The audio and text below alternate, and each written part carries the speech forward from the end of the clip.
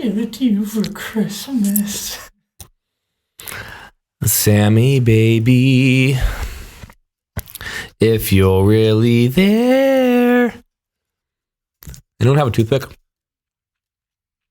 I used to have toothpicks everywhere. What are we going to talk about? What are we thinking, gents? What did we talk about last week? We mentioned that we were going to talk about some things, but we didn't talk about, or I don't remember what we said we were going to talk about. ChatGPT, transhumanism. Not prepared. Not ready for it. Men in general. Men things. Pornography, masturbation.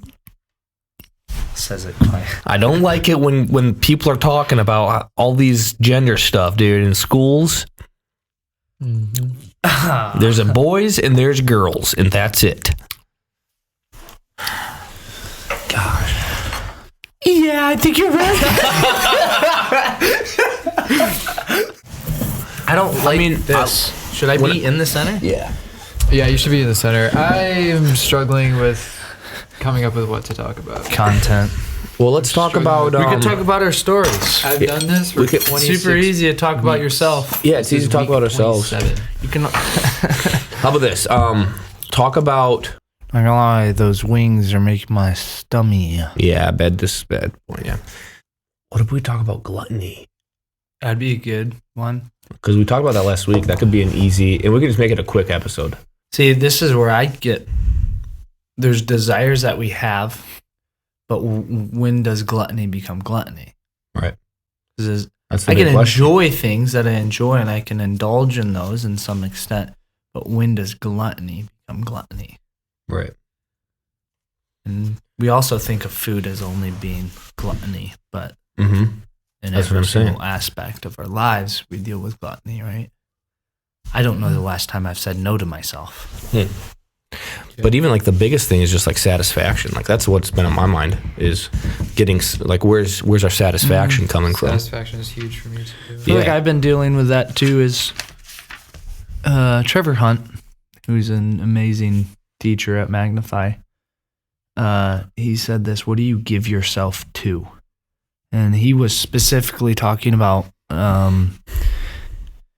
the one of our like 6. I don't want to say pillars because that sounds Islamic.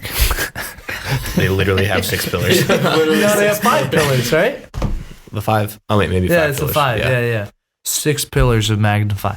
But like their points, and one of them is like there's reach, serve, and then this one's give. And so it's emphasizing right on financially giving, kind of, but also talking about what does it mean to give to, like what does it mean to give? And one of the points that Trevor simply spoke about was what do you give yourself to? Like so often we give ourselves to good things, but we just overindulge in them, and we don't even have enough space to give to God anymore because we're too busy giving to these things. Sports, because he's talking to a bunch of high schoolers. That's what his main point was there's sports, there's I mean, so just that, and working out, school, classes, and we just lose focus of what truly matters. And I'm trying to remember who said this. He said, never let your education get in the way of your learning. And that's why I dropped out of college. Because I'm not good at either one of them. I'm better at Divs for diploma.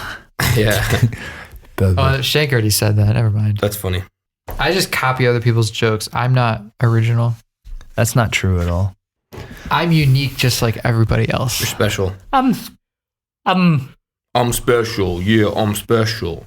I'm special. I wish I would have brought my Bible in today. Guess what, guys? I got a story to say. I woke up in the middle of the night with a song in my head, so I wrote it on the table next to my bed. Hey, yeah, it was like, don't return to Egypt. Why would you do that, man? That was illegal. Hey, yeah, dare I say you're paraplegic? Yeah, don't be the guy laying in bed with no legs and arms. Yeah. Guess what, man? I got a Mookie. You used the word paraplegic. That was good. First, you made up a word allegic, I think, and then you rhymed it with paraplegic, which is pretty. Actually, that's kind of hard. I was trying to say allergic. Dude, that went hard, dog. That went hard, dog. Come on, son.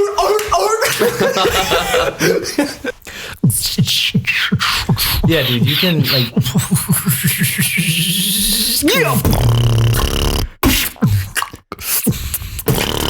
Yeah, we were totally off there. But I have to try it. Yeah, start off the beat.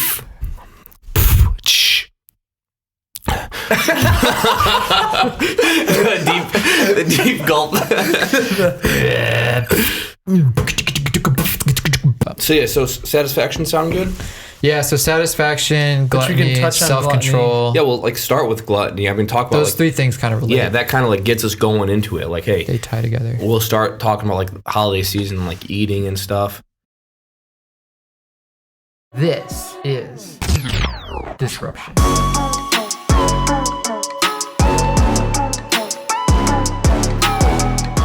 Like, what did you put in your journal about it? Just all kinds of. Well, I've journaled since I was like 7 years old, but it started off as a school assignment, and then I just never stopped. And it was So kinda, it's your personal journal. but yeah, it's like my personal journal. So some people journal prayers, some people journal daily life, some people are just processing. Some people are trying to write a memoir because they think they're going to be famous someday and they're going to need it. That's what I'm Some doing. people I write journal super for dark all secrets of that those they'll never reasons. let anyone else know about. Like what?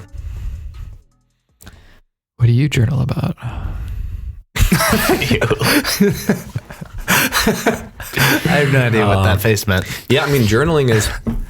I started journaling. You know, Jordan Peterson's website Essay. I subscribe to his website Essay, and I use that for my little journal. It's actually pretty sweet. This episode is not sponsored by Jordan Peterson's Essay platform, so Sponsored. So what does it do? we'll edit though? that out.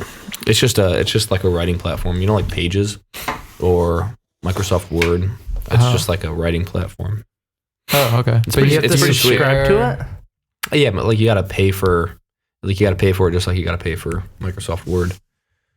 So I've never paid for Microsoft Word. well, someone's So been it's paying for you. pirated. Thank you, whoever it is. Some hacker down in the. Time to pay it forward. But yeah, so basically to get us going on this, what we were first talking about was satisfaction. That's kind of like the main idea. And we were briefly talking about it last week because we were talking about just kind of reminiscing Thanksgiving and talking about that. And I pigged out on Thanksgiving. I ate a lot of food on Thanksgiving and, felt I had a lot of coffee too, all day long. How many cups of coffee do you think you consumed in the day of Thanksgiving? Probably It's a lot of 6. coffee. They weren't big cups, Mega but they were enough. mugga hugga jugs. Walking around like, Mega mugga hug jugs. Dude, I'm making that now. Yeah. Mega mugga hugga jugs. They're just these 3-gallon cups of coffee made out of ceramic, so they're just like 25 pounds. I had a You lot. have to hug Yeah. it to carry it around. That's what. Yeah. Don't even get me started on the straws. We'll edit that out. But yeah, no, we were talking about gluttony, and we were talking about satisfaction, gluttony, and kind of about how gluttony is maybe one of the least talked about sins in the Bible. Yeah, isn't it Nowadays. interesting that there's not even a lot of sermons on gluttony? I Not feel. many. No, I've not heard many, and yet it's something that many people deal with all the time. And Yeah. a lot of times it is just about food or drink. But I don't know. I guess in my experience, gluttony has to do with satisfaction, and with any kind of substance, whether it's food, drink, phone usage. Yeah. And I mean, I'm a sucker, even for work, I'm a sucker to always trying to be satisfied, because the idea of gluttony is you're looking for satisfaction. You got a hole within your heart, within your soul that you're trying to fill with just one more bite, just one more drink. just one more cigarette, just one more whatever it is, and so there's a hole in your heart, and gluttony has to do with a lack of satisfaction, and so where are you getting that satisfaction from? Right. And I was really confronted with that on Thanksgiving because I was eating a lot, right? And I'm not necessarily, if you couldn't tell, I'm very, very fit. I'm going to give him a lat spread really quick. Yeah, do a lat spread. Lat spread.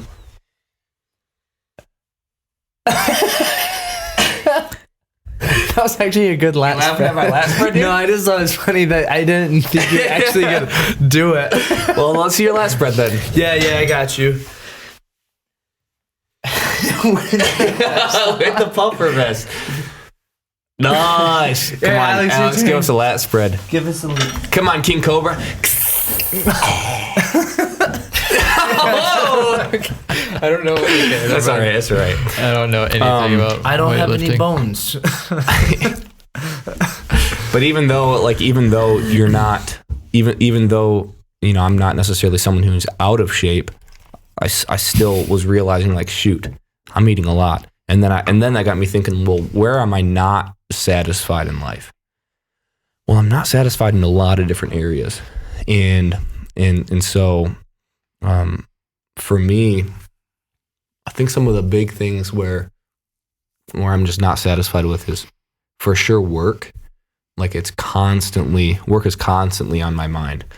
And it's really hard for me to not be thinking about work because I love my job. It's a very fun job. I love the people I work with. It's very rewarding, and I have the opportunity to make a good amount of money. And so it checks off all the boxes, but it absolutely takes over too. Yep. And so not being satisfied with that, I realized, like, why am I not satisfied with it? Well, it's pretty simple. It's because I'm looking for satisfaction in it. Wow. It's super simple. And do you think so, there's a level of pride that turns into that? Not to change it towards pride, but rather just put a layer of, as I was maybe just backing that up just a little bit of when you said that it's not talked about a lot. So I was thinking, I was like, why is that? And I was, why is it not talked about a lot? And I mean, correct me if you guys see different avenue, but I almost see there's two different points of it. It's either we're really struggling with it or we don't think we're struggling with it. And there's also like this weird thing of, hey, we don't want to, because whenever I think of gluttony, the first thing I think of is the person that eats too many chips. Yeah. And so part of me is like overweight, probably.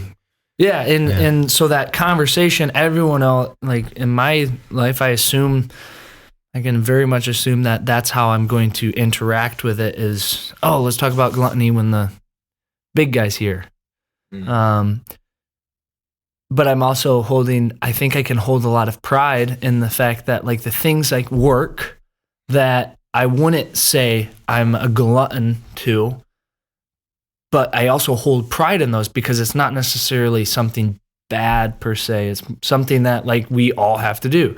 Like we have to work. There's certain things. It almost seems justified. It almost feels justified. So whenever someone says, "Oh, that's a gluttony," and think we can be blinded to that, or we're on the very opposite side of it. And yeah, and that's the thing is that it does. I'm glad you brought that up because it does feel very justified or justifiable. I mean to say. I justify it all the time. Like when I'm on, many times it happened this past Sunday at church, honestly. I got a notification because I'm always getting notifications for work all the time. And I was like, and I looked at it and I was like, whoa, shoot. And Caitlin like nudged me and I was like, oh, wait, holy cow, you're so right. What am I doing? Right away, I'm looking for how can I close this next deal, even in the Lord's house where I'm supposed to be focusing on Him. That's crazy. Yeah. So trying to turn this place into a market there, huh, Nehemiah? Your father's house into a market. Holy cow. Nehemiah just falls off his chair. That was mucho convicting. Holy cow, that was really good. At the same time, Your father's house into a den of robbers. I hope that That's I didn't mean to point it. No, that's a great point. Oh my gosh. But how? I mean, But that's not necessarily what. I mean, kind of. Oh, yeah. I don't. I mean, it's not exactly the Okay, how same many thing. times have you been sitting in church and you think about Monday through Friday when you're sitting there? Or I have so many times I'm sitting there and I think about, I could be doing this. Yeah. Oh, this is. Oh, where are we gonna get food afterwards? Yeah, I can't wait Food to get afterwards. coffee. Mm-hmm. Like, oh, man. Yeah. Many times. I mean, you're thinking about the thing that's gonna try to satisfy you. Or, it's like a serpent whispering in my ear saying, this next, this is what it'll do. This is what will give you satisfaction in life.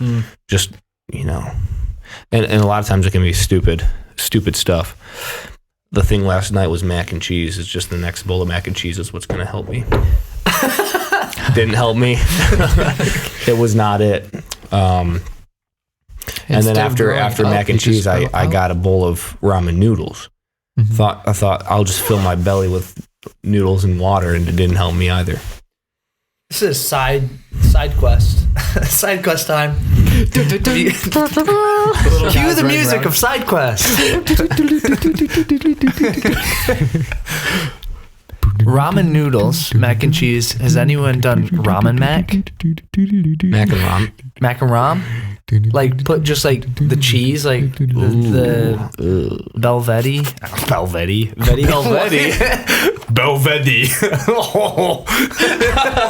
Why does it sound like a Russian cheese? Velveeta? Belvetti. But put that on ramen. Side quest. Let's put a pin in that. We're going to have to come back to that. Yeah, we'll come back to that. We'll edit that out. Side quest time. But back to the podcast. But no, back to the satisfaction though. That's been something that's been on at least my heart has been more aware of it since Thanksgiving, to where every time that I am seeking for satisfaction elsewhere, I'm way more convicted on it. When was Thanksgiving? Like 2 weeks ago or whatever. So yeah, that's kind of where I've been with that. Yeesh. Yeah. Is it always true that when you're not satisfied and you turn to sin, that you always turn to gluttony? Or are there other things that you turn to? Me personally? Well, like us in general, people in general. When you're not satisfied? Yeah. Aren't there multiple avenues? Well, the whole, if you look back at Eden, all the way back to Eden, Adam and Eve weren't satisfied. They obviously were looking. If they were, that they wouldn't have been able to be convinced by the serpent that the forbidden fruit was the right way to go. Huh. They would have said, "No, what are you talking about? This is good enough." Are you kidding me? And so, I guess that's a good question. Is like how much of sin comes from a lack of satisfaction? Yeah. And if you're, I would say, unless I'm thinking in error, all sin comes from the idea that God is not enough, or God is not able to satisfy the area of that. So I'm going to try to find it on my own. Correct. Mm-hmm. You're not satisfied. Which is not necessarily gluttony, but that's something. Yeah, I'd say it's the overarching. And then I think you could put it into the categories of, the three that is talked about so much is the money, sex, power. That is, you could define all sin in which we go to within those three. And then you could look at the 7 deadly sins, which I'm trying to remember.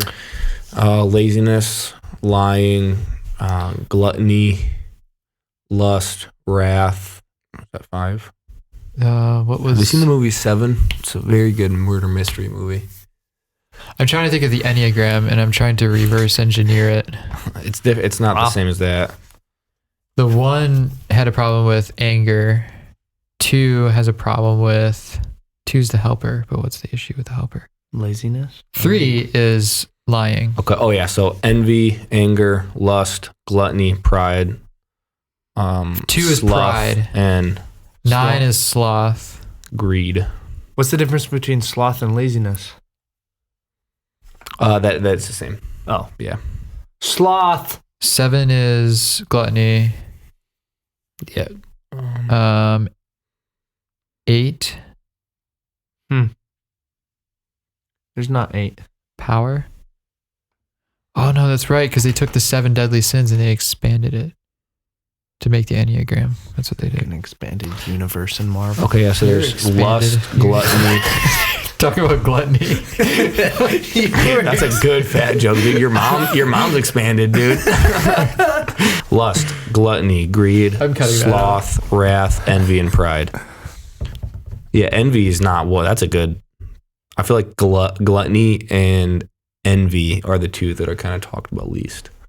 And of course, like the 7 deadly sins aren't. There's not a verse in the Bible that says these are the 7 deadly sins. Right. It was more so like a Catholic thing that came along. Yeah, somebody came up with that, right? Yeah, it's like a Catholic. It's like I mean, Oh, so you can those look. are like You the- can look at the things that God. Yeah, hates they're all them. from the Bible. You know, there's not a verse that says, yeah, these would all be the 7 main big ones. But yeah, I mean, I don't know that the whole idea of not being satisfied has been something that has gotten me pretty hard recently, to be very honest with you, or at least I've been more aware of it. Yeah, because today, I mean, we live in a world where we can whatever we want, we can get right away. It's right at the Next you know, day shipping, overnight shipping. Jeff Bezos gives us whatever we need right away, and you know, I want to talk about even. I mean, like the whole concept of fasting too. Like I feel like that's out the window. You know, I don't know. Well, because we don't like the idea of not being satisfied. And what's the, we talked about it a couple weeks ago with the pyramid of needs. Maslow's pyramid. Maslow's hierarchy of needs. Yeah. Yeah, of course, you talked about that, but one of like the base ones was food, right? And so if it's so low, like food and shelter, and then everything else doesn't. Yeah, physical needs, safety and security. Yeah, so when we take out that, I think from a worldly perspective, we say, well, I'm not going to be able to function in the other areas of my life because of this. Or I'm going to suffer in some capacity because of that. But if we look at it from a spiritual perspective, it actually, yeah, there is a little bit of suffering when it comes to that. And I will say, I mean, I have done some fasting before, not a mass amount of it. I've never gone a week or anything like that. That's something that is just insane to think about even right now. But in spiritual, like when we decide to fast and we cut off that source of needs, I think my eyes almost become more clear to my sin, and it becomes more bare when I am not satisfied, because I find myself getting pulled to things to be satisfied.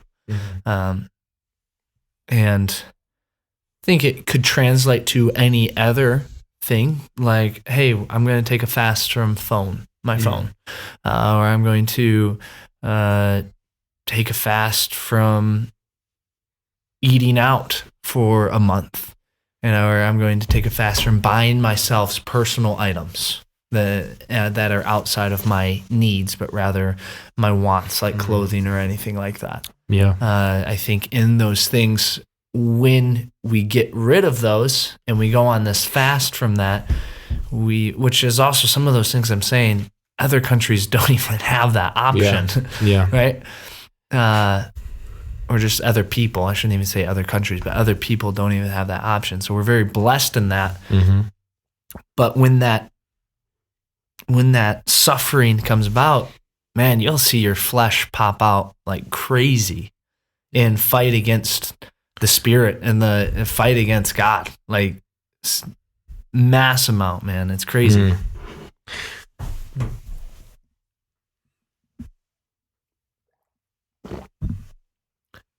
You have the loudest swallows. I practice. Oh, I'm not joking. It's all about the air bubble. when he first asked Courtney out, he was like, "Hey, do you want to go out with me?" I see. I can't do it when I focus too much. Whoa, that was deep. It's all about relaxing the vocal cords in the reminiscing area section. Careful with the You hand gotta do movements the here. warm-ups. When it comes to scripture, and while having this conversation, I was Should go brought. to Psalm 23. Yeah, that's exactly it. That's what I have right here. Like that's what was on my mind when we were talking about all of this. Probably I'd say it's the most famous psalm, but also probably one of the most famous chapters of the Bible too. The first verse is, "The Lord is my shepherd; I shall not want." That many people know that, but the verse that I'm speaking of specifically, in fact, I'll just read the whole thing, and then we can talk a bit about this because you and I had learned a little bit, and I had studied with my parents a little bit too, just what the whole chapter entails. So it's a short chapter. I'll read it off. "The Lord is my shepherd; I shall not want. He makes me lie down in green pastures. He leads me beside still waters. He restores my soul. He leads me in paths of righteousness for his name's sake. Even though I walk through the valley of the shadow of death, I will fear no evil, for you are with me. Your rod and your staff, they comfort me. You prepare a table for me in the presence of my enemies. You anoint my head with oil, my cup overflows." That's the verse that I'm focusing on. "You prepare a table before me in the presence of my enemies. You anoint my head with oil, my cup overflows. Surely goodness and mercy shall follow me all the days of my life, and I shall dwell in the house of the Lord forever." So right there, one of the most famous psalms out there. And that verse 5, it's the second half of it that I'm thinking of. "You anoint my head with oil, my cup overflows." So a little bit about, briefly going to kind of buzz through the context of that verse, that chapter. I guess a lot of people think of this as sort of metaphorical, the fact that he's, the valley of the shadow of death. It sounds like, it's just a term for being in a really bad spot in life. And in the context of this verse, though, there are many theologians that think that that's an actual location, like an actual place that was called the valley of the shadow of death. And what would happen there is this was a location where many pagans would actually practice all kinds of different witchcraft and pagan rituals. One thing that the valley was known for was it was a valley, so you end up having a lot of drainage that goes into there. And I think someone's probably going to correct, my parents are probably going to listen to this and correct me on it, but I think that the valley of the shadow of death was potentially where Christ had gone to pray, like the Garden of Gethsemane. Then again, I'm not 100% sure on that. Didn't they go to the Mount of Olives to pray? Okay, I'll take that back then. But it was a spot where it was It's not there because it's funny because I can actually envision the garden, like, because you had actually been there. Yeah. Okay, so which is weird because Mount of Olives and Garden of Gethsemane are like on the same hill. Okay, so it's weird. It's crazy. Oh, it's a super small country. Super small. But so I'll take that back then. But basically, the Valley of the Shadow of Death, a literal spot. Now, what would happen in the Valley of the Shadow of Death is that the pagans would, anyone who wasn't a follower of the Lord, what they would do were these pagan rituals where they would sacrifice to their ancestors. Mm-hmm. The way that they would do it is they had 3 big rocks and a giant slab on top of it, and it looked like a table. All right, so already you have a real location called the Valley of the Shadow of Death, and you have David talking about, you prepare a table for me in the presence of my enemies. So the idea is that there were actually like real big tables made out of rocks. What they would do is they would take the household gods or these idols, set them there, and they would feed these false gods with bread and wine. Now, one reason that the ancestry was so important to the ancients is because they actually thought that when you die, you go to the afterlife, and it's up to your children to feed you. So if you're my son, and I'm your dad and I die, the reason why I want to keep having sons is because if they don't remember my name, and if they don't keep feeding me and sacrificing to me all the time, then I'm going to cease to exist. And that's why in the Old Testament you hear these stories about household gods, and who was it that was looking for their household gods? It was it would have been not Laban. Lot. Isaac was looking for. Lot was looking for it, and it was Rebecca who was sitting on it. Mm-hmm. Yes. Yeah, so Rachel. Then those household gods were so important because, like, hey, if we don't have these, then we're going to forget, and our ancestors are going to perish in the afterlife. Obviously, a false idea.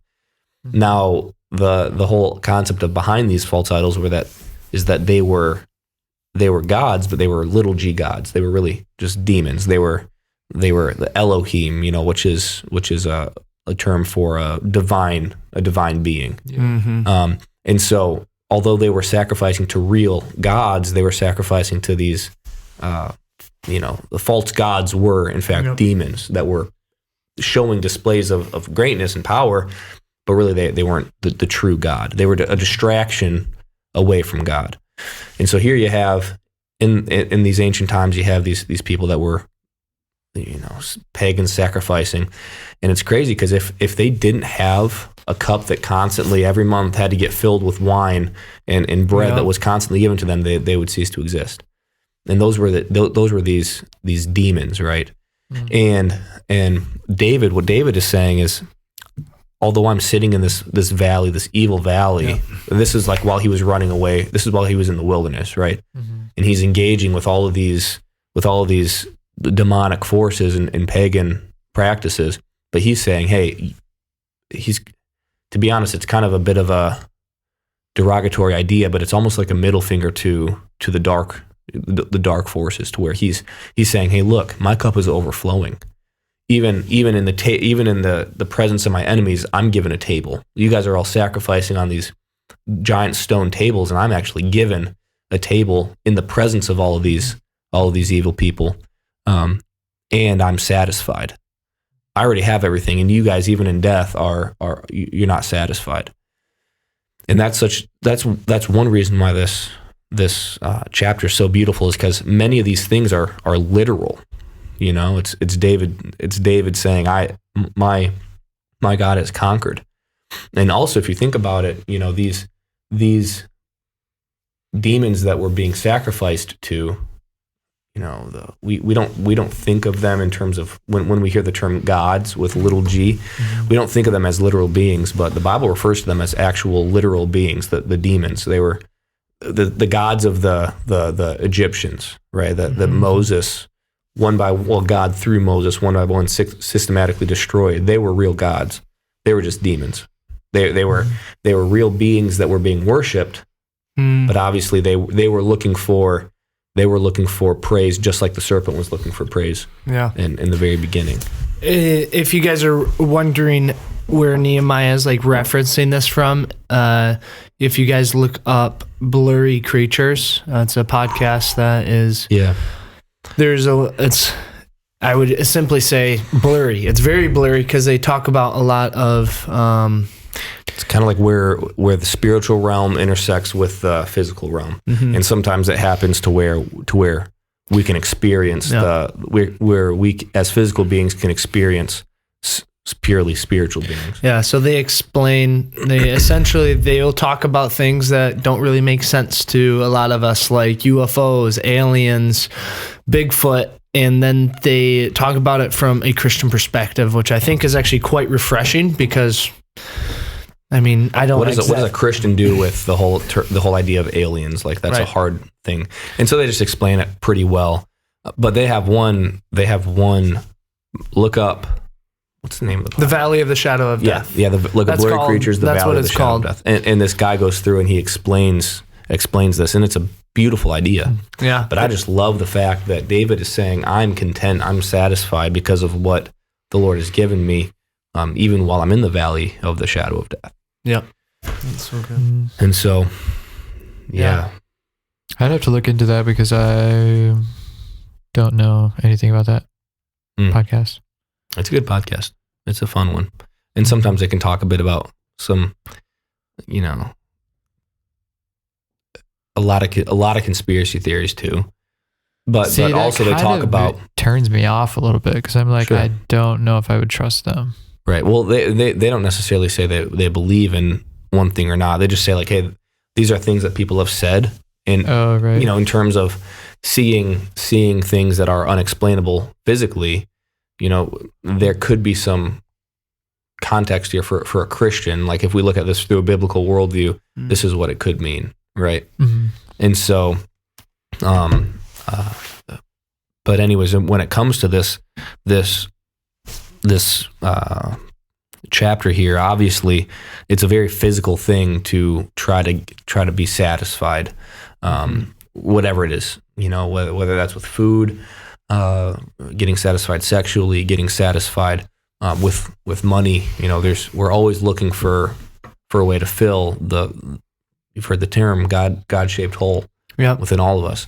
I think I heard this from actually one of my students who I'm in small group with. I don't remember where he heard this from. It's from a teacher, and he says the worst thing, or actually I think it's said this way, the best thing for our pride, which is actually the worst thing for us, the best thing for our pride is that we are given everything we desire. I was just thinking through that, and just the idea that truly the worst thing for us as a believer, and I do stand on this, is that everything that we desire in our flesh, desire in our very sinful heart, if we were to be given that, if God never said no to those things, or rather just those were acquired and we received those, I can't imagine where my life would be, in the sense that everything I was given that I ever wanted just in the moment because I was desiring that, I would probably be dead. I mean, genuinely, I'd probably have a sexually transmitted disease and I'd be dead. And I mean that in all heart, because I mean, there's one thing that in my own life that the Lord has freed me from was sexual bondage. And so he's brought me out of that, and I'm so thankful, and I praise the Lord in that there's so many different areas in which people struggle with that satisfaction of, I don't want to be satisfied, or I should say, I don't want to be satisfied, but what God says and the Word of God says is satisfying. And so we in essence, we throw this verse out, this chapter out the window, and we say, no, I would rather be at my enemy's table being fed rather than being fed from my heavenly Father's table. Yeah. It's interesting that Christ does say that I'm preparing a place for you to go, and I am preparing a table for you, right? It's crazy to think that he does that. Yeah. He's waiting for us, and he desires for us to dwell with him and to spend time and truly be satisfied in him. And to say no to that for an instant gratification, rather than a eternal satisfaction. Satisfaction. An eternal satisfaction. Yeah. Is crazy. Yeah. I was gonna say, like, at my school that I went to, my professor brought up this idea. My music professor brought up this idea of, they were talking about this, and I don't know if he said he was raised Catholic. I don't know if he's totally a Christian. But he brought up this idea of anointing, and for some reason, the way he explained the concept was you would anoint something that you thought was the Messiah or the king, or something. That's what they did in biblical times. They anointed the king, or they anointed, Jesus was anointed at his feet with the perfume, and this idea of anointing in the Old Testament. And he was bringing that idea to now, today. What do we anoint to to live for, to be like, this is my king, this is who I will serve. And I just kind of said this in the middle of the class because it's kind of a community college, very public school orient type of thing, where there's not a lot of Christians. And I just said, yeah, because everybody has a God-shaped hole in their heart, right? And we try to fill it with something, our career, or music, or whatever. The question is it satisfying? And that question kind of left everybody thinking for a while, because they're all, I know, I just kind of get this feeling that everybody's trying to, at least everybody in that particular building, that going for their particular degrees, are trying to find success in whatever they're going, because they're trying to find satisfaction in that. And they work really, really hard and find themselves battling mental health and stress and all this stuff because they work so hard to try to find satisfaction in a thing that's probably going to make them even emptier. And wow. C.S. Lewis will kind of talk about this too. Aim for Christ and you get the world thrown in, and aim for the world and you get neither. And I was thinking, that's interesting. Because if you just aim for Christ, if you just aim for Jesus, try to find your satisfaction in just Jesus himself. You're not trying to go to Jesus just to be happy. You're not going to Jesus to be satisfied, but you're going to Jesus as an end in himself. You just want Jesus just because of Jesus. And when you do that, he actually gives you all those things. Satisfaction, happiness, joy. And you're like, what? I wasn't even aiming for that. I was just aiming for Jesus. Yeah, but when you do that, then he'll give you all those things. You don't just go to Jesus just to get something from him, because that's not a relationship with him. We'll see you guys next week. Catch you on the flippity flop. Adios. Shalom.